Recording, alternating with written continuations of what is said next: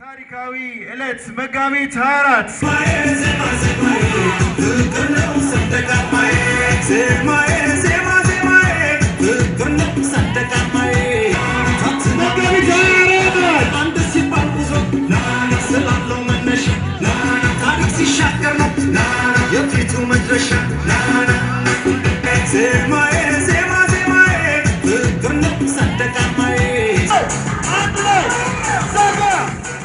የድል ቀን እኛን ኢትዮጵያውያንን እኛን የጉለሌ ነዋሪዎችን የበለጠ ለልማቱ የሚያነሳሳ ብርቱ የሚያደርገን ጉልበታችን ክንዳችንን ከፍ የሚያደርግበት ጊዜ ስለሆነ እኛ ጉለሌ ነዋሪዎች እጅግ በጣም ደስተኞች ነን።